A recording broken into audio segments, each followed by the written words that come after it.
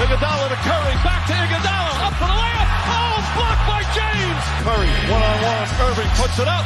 It's good. Kyrie Irving from downtown. The three, steps back, crossover, puts up a three.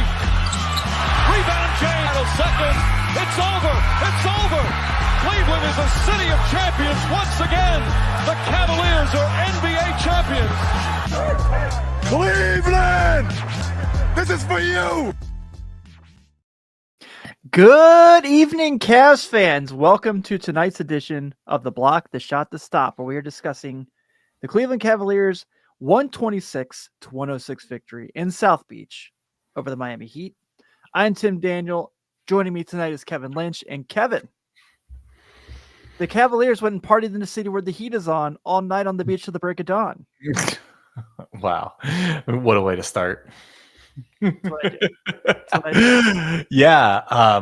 Really, really good game from the Cavs tonight. And I know at a time that, hasn't been their best month. It's been actually their worst month of the season, particularly the last 2 or 3 weeks. But tonight to have 5 rotation players, 2 starters out and pretty much control a game on the road against a playoff team.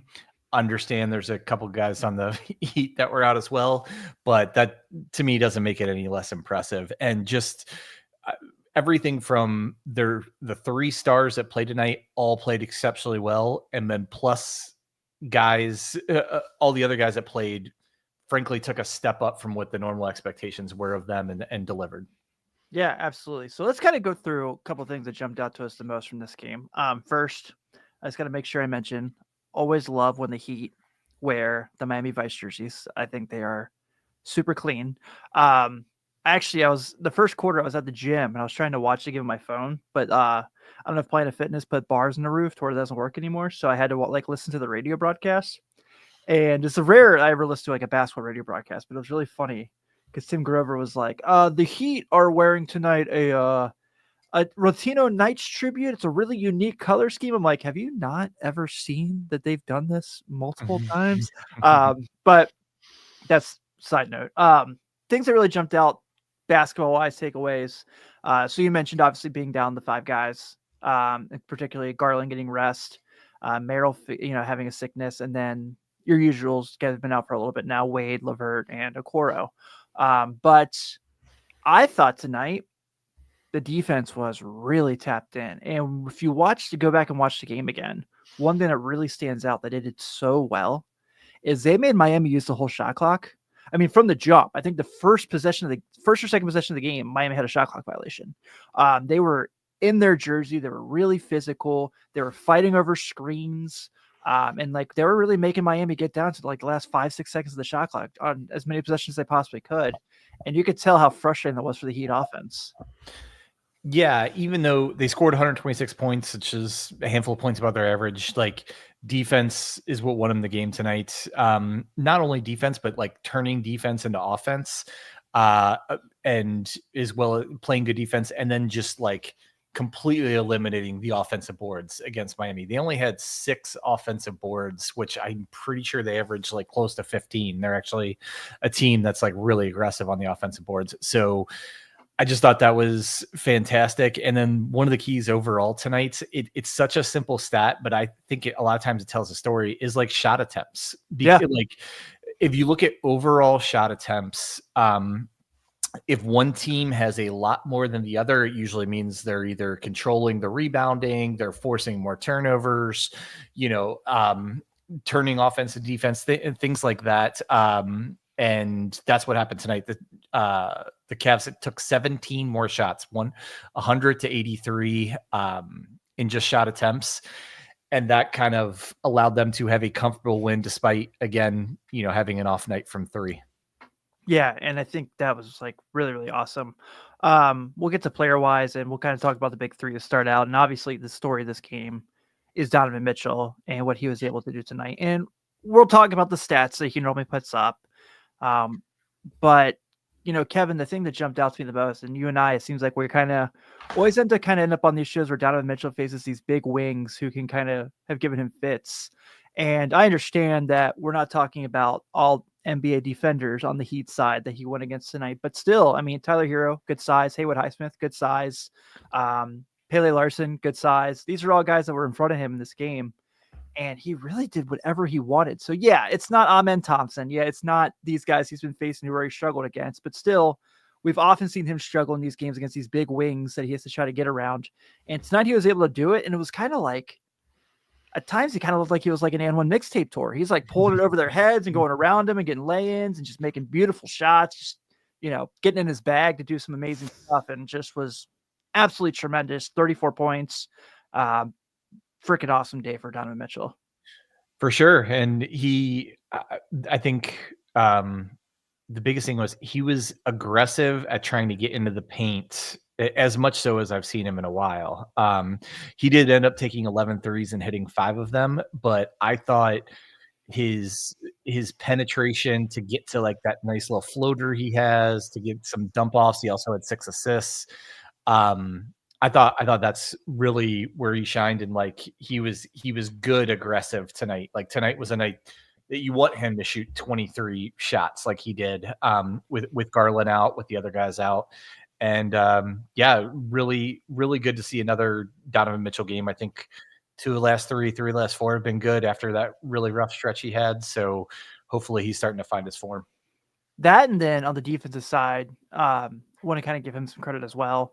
We've kind of talked about it all year, just that his efforts really stepped up. And you and Keith Smith talked about it on Sunday, where he mentioned that, he's definitely kind of gotten back to playing defense again. Fourth quarter, when Miami's having moments where, even though the Cavs were really in control this whole game, Miami had stretches where they were kind of making shots and kind of cutting it to 10, 12, 8 or so. Tyler Hero brings the ball down. And Donovan's in isolation defense and pickpockets him, grits the ball, hits the ground, calls a timeout. That play was awesome. That was an absolutely huge play to kind of help seal the deal down the stretch. That was a nail in the coffin, that play. And plays like that really just, I don't want to say inspire a team, because it was that, but it sets the tone for the team, right? In this case, the game was pretty much sealed. But when you have your highest paid guy, your biggest name guy, arguably your best player, getting on the floor, getting into people defensively, it doesn't really give any of the other guys any room to not do that. Yeah, absolutely. So just another huge night for him, showing why he is an all-star starter. I know I'm asking the right person this question because it's been coming up a lot. And we know we've had some angry comments on our YouTube clips from this in the past. There's a lot of LaMelo Ball should have started over Donovan Mitchell conversation going on right now. I don't trying to think of the way to say this. I don't know if I would have LaMelo Ball in the top 5 of guards to start the All-Star. Same. And it's not because he's not a super talented player, but like, let's be honest, a lot of that is about how much you're winning and how you're impacting winning. And, Bill Simmons always calls it like, good stats, bad team kind of guys. I'm not there to say, I don't think you can say that about LaMelo yet, but you can say it's trending that way with him. Yeah. I'm on record here that I actually think Garland maybe could have gotten the nod over Mitchell. So that's at least one other guy. And I just, I think you have to have the really good stats, and your team has to be minimum 500, if not better, to get a all-star, starting nod. Yeah, I agree. I also laughed today at Simmons or Solo when they were doing their trade countdown. They're like trade value. And they talked about how LaMelo Ball, the game is built for the All-Star game. Yeah, that's pretty I thought good. that was a really funny joke. Yeah. Let's get to the bigs. Also, obviously, there's a lot of guys to talk about in this game, but Mobley, again, more than likely going to be announced as an all-star tomorrow as a reserve. Double-double again tonight, 22 and 15, was 10 and 15 from the floor, and was really, really good again. And I understand that we're talking about he's having guys like Haywood Highsmith and guard him, and Kel'el Ware, who I really like Kel'el Ware, but was kind of the main de facto most of the game against Bam Adebayo. And I thought did really, really well there. Bam's, I know not having the typical Bam year, but had a really good game tonight, honestly. And I thought Mobley was really good against him. Mobley was really good. It was his best performance, definitely since before he got hurt, maybe even a couple of games before that. It was really good to see him, being aggressive. So we're on record, and I still think this. I have no problem with him, like shooting threes up to if he ends up averaging like in the 4 a game range, but I'm a big believer that when you're not in rhythm because you've been out or you're just off or whatever, the best thing you can do is try and get to the basket, get easy shots, get to the free throw line. And that's what he did tonight. He forced the action a little bit. He got on the boards. He had 4 offensive boards, which I think he had put back dunks on like 3 of those. And yeah, just thought he was really good and kind of like another sign of the Cavs coming out of this, I'd call it mini funk that they were in January, is Mobley having big game, Mitchell having big games, Allen being his consistent self, and typically Garland, even though he didn't play tonight. Yeah, and then Allen, of course, another double-double tonight. Really physical. Maybe didn't have the most like stat-jawing night, but I thought was still really good. It was nice because you talked about this last week about and I don't want to say that by any means that Adebayo is inferior to these two. He might be the best of the 3 guys that we're talking about here, realistically. Maybe not this year, but career-wise. But in these games where it's like R2 against your 2, and Miami's using Ware a lot right now. A lot of it is because out of necessity. A lot of it is because he's really earned extra minutes.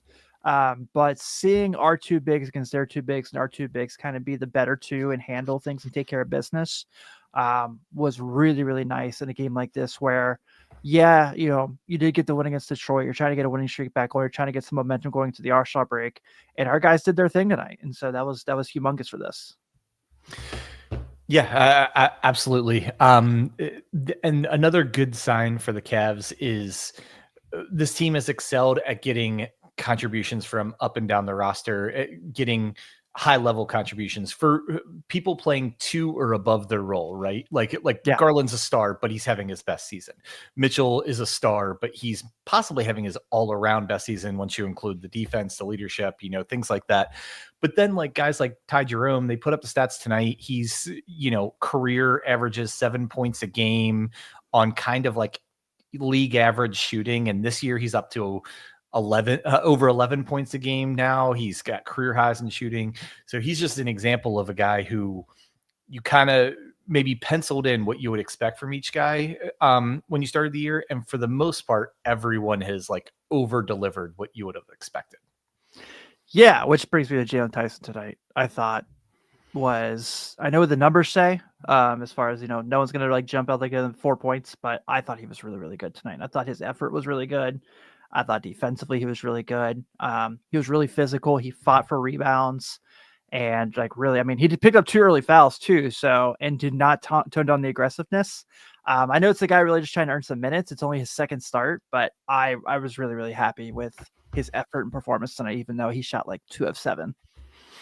Yeah, no, I absolutely. I thought he was just really active, filling kind of, making winning plays, filling in gaps, playing like really, really aggressive defense. One of those, I think John Michael even called it on the broadcast, like midway through the 4th quarter, is that Jalen Tyson's stat line doesn't reflect his contribution tonight.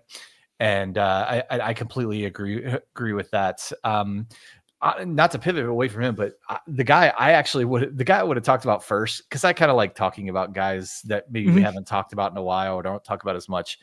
I was so impressed with Craig Porter Jr. tonight. Me too. I was going to bring him up. And I have always I wouldn't say always liked it. I did like him a little bit in college. I liked what I saw of him in the minutes he was getting this season. So athletic, plays so hard, just makes a lot of like winning plays. And not only did he play good, but like I'm trying to think of an analogy that most people don't understand. Like think about like you go on a long vacation, you go on a 2-week vacation, right? You're not working for 2 weeks. That first day you come back, you sit down at your desk or like go into your office, whatever you're doing, and you're like, how do I do my job again? Yeah. Like, yeah, right. I mean, that's kind of what, now imagine that, but your job is, to play a professional sports, and that is like probably the most rhythm and repetitive like skill to be good at. And I'm so impressed with a guy who hasn't gotten hardly any minutes in quite a while to come in and make, I thought, great contributions in the game tonight. Yeah, I was going to bring him up as well. I'm glad you did. Second quarter, he had that really big play. I think Mitchell misses the shot. He gets to put the offense rebound and put back. And that's just kind of those little things you talked about, just like those little effort plays.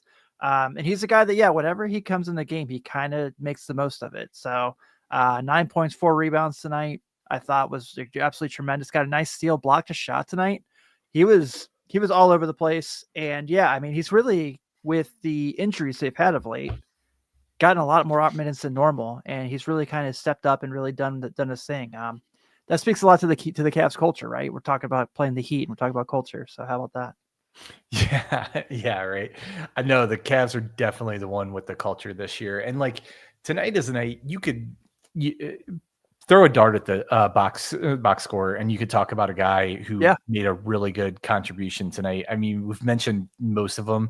Didn't mention Niang yet. He was, and really he had 15 points, and a lot of these guys, like, I know they're professional athletes and everything, but like the guys that played tonight, all for the most part, except for the big three that played, like all increased their minutes quite a bit than they normally play. And to be able to do that, perform at a high level, so impressive.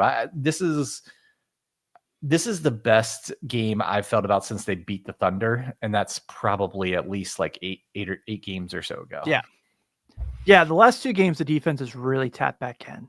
And you're seeing them kind of make that effort to be more physical and be more electric and push it to offense. I think Max Strus defensively is really finally getting his legs back from his timeout. Tonight had some really nice defensive plays, got some long rebounds on the offensive side, had a nice dunk. Max his legs underneath him again. Max is like, I always forget that Max is athletic, and I know what that's saying. It's not how I mean it. But when he throws out a dunk, it's kind of like, oh yeah, he can do that.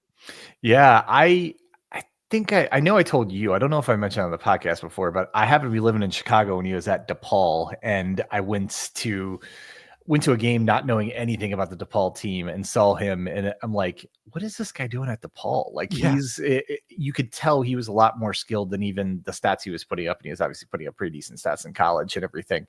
And he was one of those guys, not that I'm an NBA scout, but I'm like, this guy could make it in the NBA. Now, by make it, I didn't think like a starter on a really good team. I thought like he could just have a career, being a rotation guy or something. But yeah, no, he always has his impact felt on the game. Max Strus. He's kind of one of those guys, kind of like him and Niang are the 2 guys on our team that most other teams probably don't like, or at least like to play against. And yeah, I thought he was kind of how we talked about Jalen Tyson. Did not have a great stat line, particularly shooting tonight, but made a lot of really good plays and played some like really good defense. I mean, this is the second game in a row the star on the other team had to really work and shot a poor percentage to get their points in the defense they did against Tyler Hero tonight. Yeah, he was really good against Tyler Hero. I was really impressed with that. I think too, kind of big picture, just not to talk about an individual player in particular. One thing that really impressed me that Kenny and staff kind of did in their adjustments to the game is Miami went pretty early to that 3-quarter court pressure that they do. And I thought Cleveland attacked it really well. I thought that, there's stretches where Mobley's getting behind the defense and he's just being like, kind of like a wide receiver on a 4 vertical where he's just kind of there sitting at the rim, and kind of got back to, we talked about this after the loss to Houston, the second one, about just kind of how much pressure is being put on the dunker spot. And it felt like they got a little bit of that back tonight. And it was kind of just those things out there. So like Miami bringing that 3-quarter pressure, Miami running that zone that they've ran for years with Spoelstra, that has really won them championships. And Cleveland was able to kind of break the zone pretty quickly. And you mentioned Craig Porter. Craig Porter did a huge part of that tonight. So I was awesome. Yeah, there's the two best ways to break a zone. Three ways. One is to hit your threes. Cavs did not do that tonight. Two is just be very active on offense, like back cutting, things like that, where the zone defense can't recover you. They kind of lose you a little bit. Cavs did that extremely well, and zones leave you vulnerable on the offensive boards, and the Cavs grabbed like 13 of those tonight, which was definitely a key. So they took advantage of the two of the three things that a zone leaves a defense vulnerable for, and they did them really well, especially the cutting to the basket, breaking down the defense, getting in the paint. I mean, I think they shot above 60, maybe 65% on 2-pointers tonight. So they're really good at getting to the bad quality shots, despite not hitting threes. And again, that's without Darius Garland, who has been super good at attacking the paint this year. So yeah, Garland's been their best player in January. Yeah. I mean, I think you could make arguments in November and December. It was either Mobley or Mitchell, depending on the month, take your pick. But Garland's been their best player in January. So they were without the guy who's been their best player for the last few weeks tonight and still put up a really, really good effort. Yeah, absolutely. Anything else you want to put on this game before we close the book on this one, move forward? I think we got to most of it. I know our beloved TJ Maxx, Ty Jerome, has to be ecstatic that he got to shoot 18 times tonight. It was efficient. Yeah, shout out Ty. I know we mentioned him, but probably worth reading else. He had 20 points and 7 assists, 3 rebounds on 50% shooting. He was really good, and Skylar and I talked about it the last game that he missed, in that he is a guy who many times this year has come in and kind of changed the energy of a game when typically he comes in at the beginning of the second quarter. Rotations were off tonight because of all the guys missing, but he comes in and he'll either be additive or he can kind of change the energy of a game. And tonight, and more than anything, he's given them what they've needed almost every night this season. And tonight they needed him to be more aggressive, more of a playmaker, try and score a little bit more with all the guys out. And he, again, was fantastic. Yeah, he had a couple circus-like shots tonight that he was hitting, or kind of like falling into Heat players and hitting off the backboard and stuff. It was a really nice night for him. So shout out TJ Maxx. So Kev, tomorrow we find out the remainder of the All-Star rosters and the All-Star reserves. We know, obviously, at the moment that Donovan Mitchell is a starter for the Eastern side of things, and Kenny Axe will be a coach. 7 additional players in the Eastern Conference will be picked. I think we know that we have who the 3 candidates for the Cavs are. Top of your head, realistic thought process. How many of the 3 do you think really get selected? My guess is 2, even though I think all 3. And I think Jared Allen's the one who get left out, because Jared doesn't have the stats that some other other guys do. But between the fact that there's been a lot of injuries to big men in the East, and the Cavs have been so good, and Allen has been such a solid contributor. He's played every game this year. He's had so many big games and is so consistent. I think he deserves to be there, but if I had to guess, he'd get left off. Yeah, but with your point about injuries, because I feel the same way. I think that Mobley and Garland are for sure going to get picked in. I think with all the injuries to the Eastern big men, he's going to probably be the first alternate. Yeah, I could see that. Yeah, because I can't imagine Al Horford's going to get that spot over him. Or, Vooch is probably, I don't think Vooch is going to get selected, but Vooch is probably the one guy in his way, and the Bulls stink. So, yeah, I keep looking at front court players in the East as we've talked about this, and to me, there was only 3 guys that you can make a definitive argument that they're 4 guys, if you include Evan Mobley, that get in over Allen. And they're obvious. Giannis, Tatum, and Kat have all been spectacular this year, and that should be your starting front court. Mobley's probably going to get picked over Allen. But then after that, you look up and down and between kind of poor, underperforming or injuries. Guys like, Embiid's been out, Banchero's been out all year. Those are guys you would have penciled in as starters. Bam has had his worst offensive season since he was a rookie, I think, I was this way year. wrong on that one. Yeah. And so yeah, I think he deserves it based on, the competition for it, but just my gut tells me, I mean, 4 All-Stars is hard to get. I mean, was the last time there was 4 All-Stars is when the Hawks did it, when they had that like crazy regular season. Golden State with Durant, Clay. Oh, they did. Yeah. Draymond, Okay. yeah. I was thinking Draymond didn't make it then, but There was one year he didn't, but okay. the So first year this one were together, they did it once. I remember the Hawks. Yeah. The Hawks. Korver, Jeff Teague, Horford, and it's escaping me. Jeff Teague, Korver, Horford, and oh gosh, was it Joe Smith or Josh Smith? Yeah, yeah. Or no, it was Joe Johnson. I think no, it was Joe Johnson. You're right. It was ISO Joe. Yeah.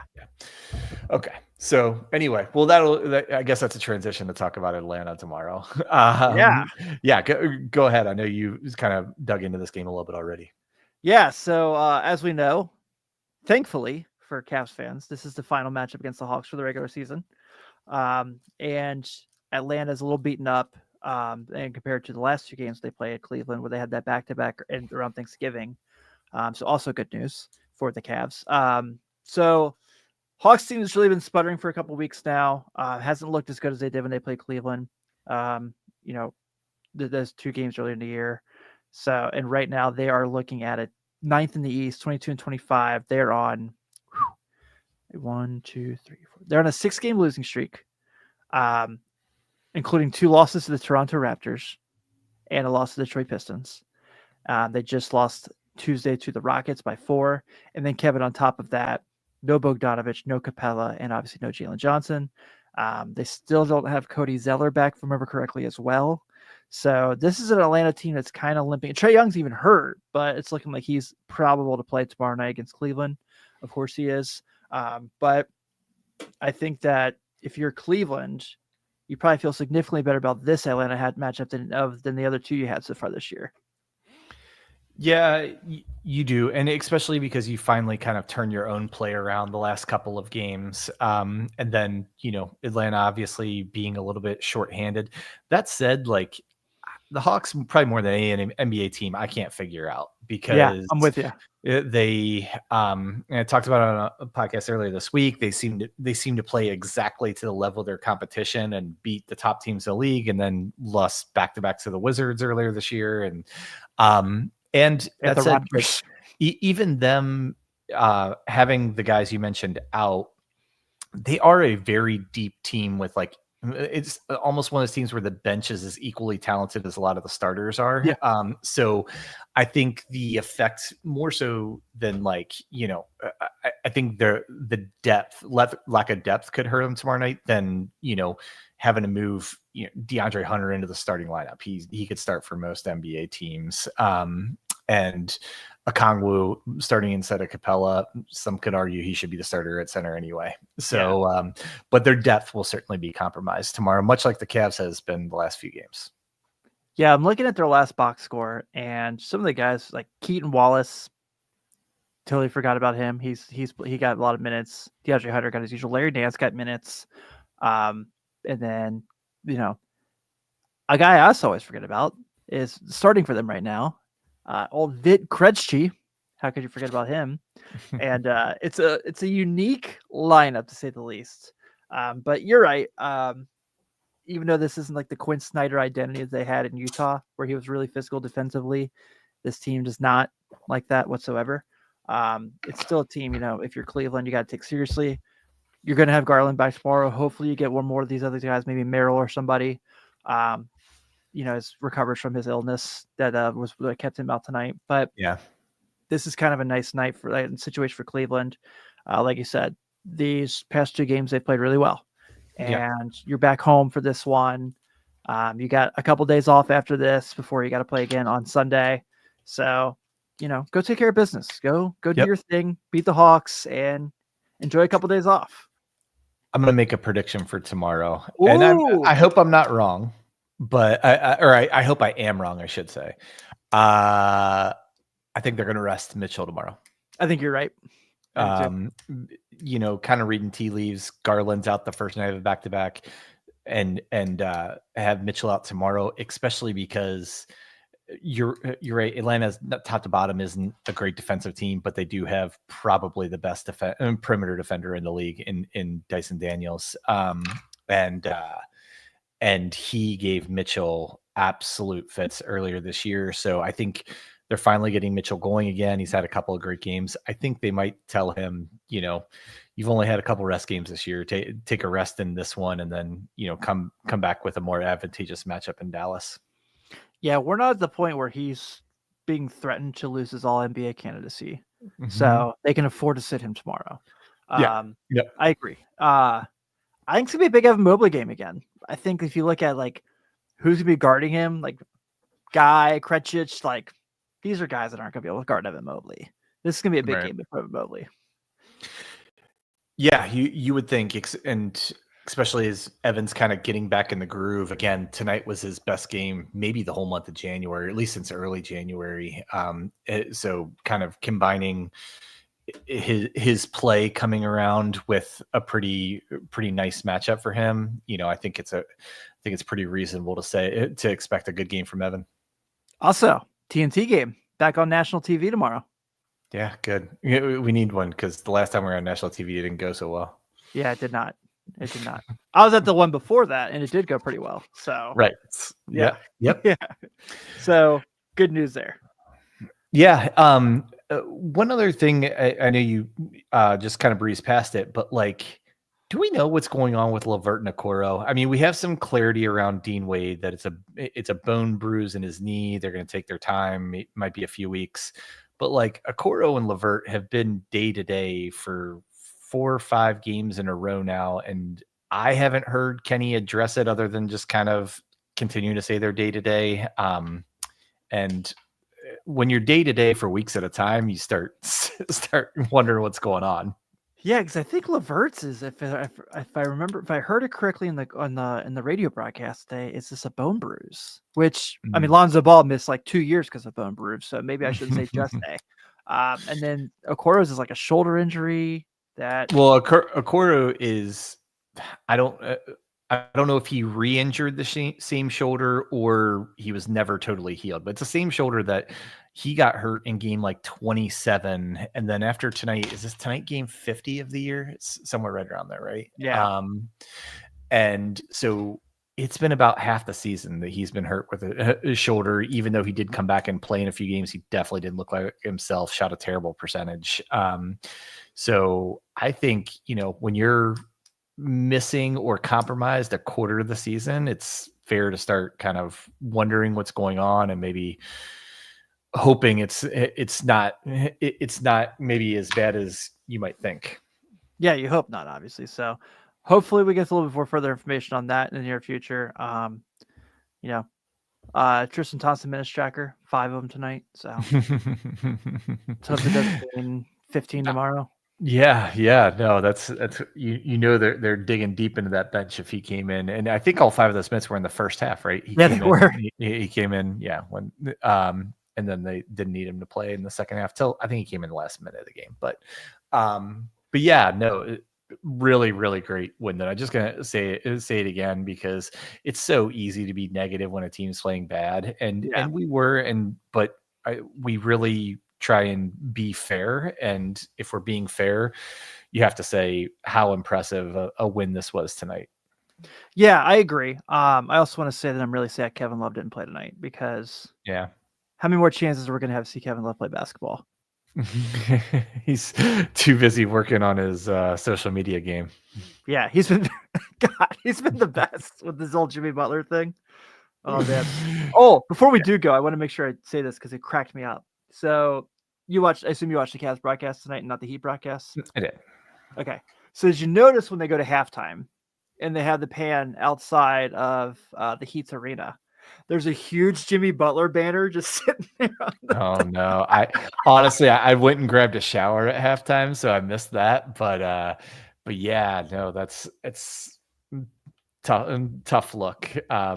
Yeah, like wherever you are, Jimmy, it'd be great if you just played basketball again, because I've always enjoyed watching him play basketball. Yeah, me too. All right, man. So I think we can go and wrap this up, especially because we have a back-to-back. So we'll be back here tomorrow night. You're gonna hopefully talking about finally beating the Hawks. But Sure hope so. yeah, right. I'm getting sick of losing to the Hawks, man. But thank you all so much for hanging out, whether it's here live with us or it's on the podcast later on in the day or tomorrow. We greatly appreciate all of your support. Some big announcements on the way. We are working really hard on a lot of really cool things that we're going to bring to you all. So keep an eye out on some news on all our socials. If you're just checking us out on YouTube for the first time or your podcast app of choice, please take a moment to subscribe. And if you're on YouTube, give us a nice thumbs up on the video. And if you're on your podcast app of choice, please give us a nice solid review. So on behalf of Kevin Lynch and Skylar Webker, I am Tim Daniel. Everyone have a good night, and we'll see you tomorrow. Go Cavs.